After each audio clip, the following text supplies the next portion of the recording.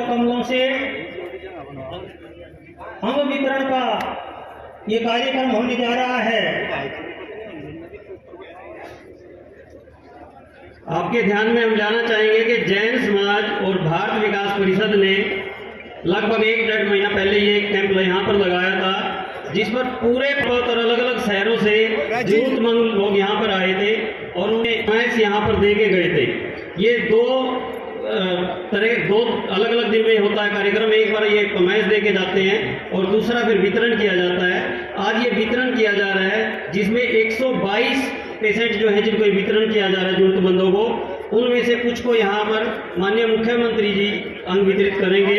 उनसे में से 4 जो लोग हैं उनसे मेरा निवेदन है कृपया मंच पर आ जाएं। श्रीमती मंगला देवी।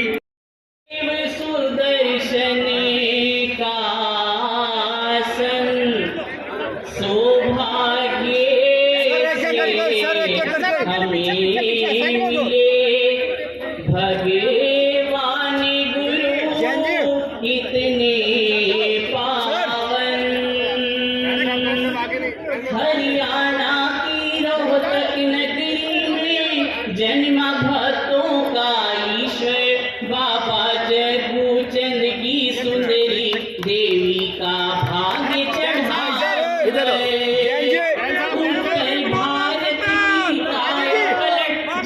महापुरुष ने कर डाली उनकी जन्म शताब्दी में हरि ओर है छाई खुशहाली। हरियाणा हरियाला है उनका ही मतवाला है, श्रद्धा से उन चरणों में है नमन। जन जन को ही संभाला है, मुंह पट्टी दी माला है, श्रद्धा से उन चरणों में है नमन। मेरे या किसी के कहने से नहीं रुतबा कोई है, साक्षी सृष्टि का कण कण है। पुराने इन स्थानों पर मिलते हैं, तो इस प्रकार से ये सारी चीजें हम आगे बढ़ा रहे हैं। और मैं तो यही समझता हूँ कि जो काम हम कर रहे हैं इसको सबको मिलकर करना है।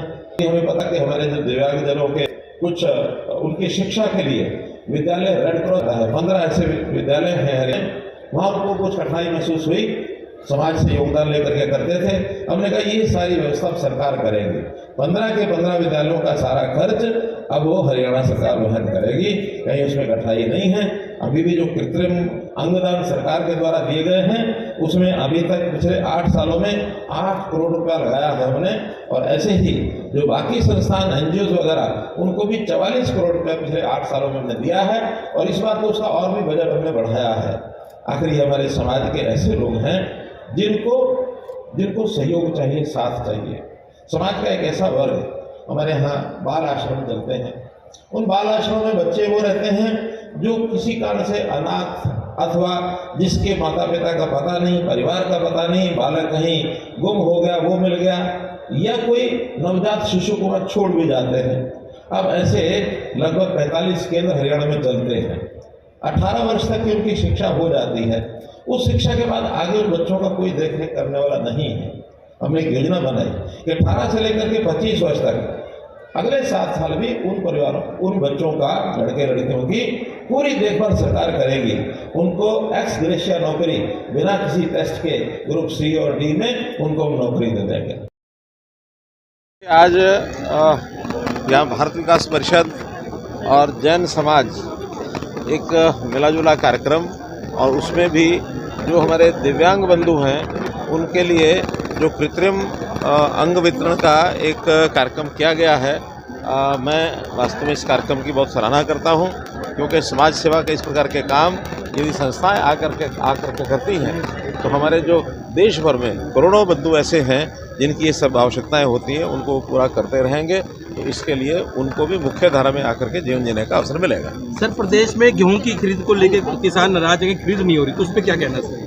देखिए, अभी तो गेहूं चूँकि वर्षा के कारण से और ओलावृष्टि के कारण से काफ़ी ख़राब हुआ था, उसके बाद उसकी पकाई भी जो है वो देरी से हुई है, वास्तव में तो हम तो 25 तारीख से खरीद करने के लिए तैयार हैं, लेकिन आज तक भी गेहूं अभी पूरा आ नहीं रहा। जो आ भी रहा है उसमें भी नमी ज़्यादा है, और नमी वाला गेहूं खरीदना यानी आगे चल करके उस गेहूं को ख़राब करने वाली बात है। तो एक पैरामीटर्स हैं गेहूं के बने हुए, उसमें नमी तो जैसे तय किया है वैसे ही होगी, लेकिन हाँ उसमें जो लस्टर लॉस है या उसके अंदर जो ब्रोकन जो दाना होता है उसका, उसमें छूट दी गई है और उसके हिसाब से अब खरीदा जा रहा है। कहीं कोई कठिनाई नहीं आ रही है। अभी तो 2 दिन हुए गेहूं को आते हुए, कहीं भी मंडियों में ज़्यादा गेहूं नहीं आया है, लेकिन जहाँ जहाँ आ गया है और उसको मॉइस्चर को चेक करके उसको सब खरीदा जा रहा है। कहीं कठिनाई को लेकर क्या है? गिरदावरी के लिए स्पेशल गिरदावरी के आदेश दिए थे, बाद में फिर उसके बाद भी वर्षा हो गई और बहुत सी फसल का नुकसान हुआ है, कुछ फसल बिछ भी गई है। मैं स्वयं भी खेतों में जा करके उसका निरीक्षण करके आया हूं, लेकिन गिरदावरी के लिए स्पेशल हमने अरेंजमेंट भी किए हैं ताकि अब समय बहुत कम बचा है। तो जिनकी फसल ख़राब हुई है वहाँ स्पेशल कुछ कंप्यूटर ट्रेंड ऐसे गांव के ही बच्चों को हायर करके और एक 500-500 का एकड़ का एक एरिया बना करके अगले 2 दिन में जहां कहीं गिरदावरी की कमी रह गई है या जहां उसका रजिस्ट्रेशन क्षतिपूर्ति में नहीं हुआ है, वहां तहसीलदारों को हमने ऑथराइज़ किया है कि जल्दी से जल्दी 2 दिन में 3 दिन में उसकी रजिस्ट्रेशन करा लें। लेकिन बिना रजिस्ट्रेशन के फसल को अगर लाते हैं तो बाद में ये कठिनाई आएगी। इसलिए अगर किसी को लगता है कि मेरी गेहूँ एकदम पकी हुई है और उसका निरीक्षण नहीं हुआ तहसीलदार के द्वारा, तो तहसीलदार को कह के प्रायोरिटी से वो करवा लें, और जिनकी अभी समय है वो 2 दिन बाद भी हो जाएगा। लेकिन जिसकी फसल एकदम पकी है उसको निरीक्षण उसका करा करके गिरदावरी का सारा प्रोसेस और उसको मंडी में ला सकते हैं।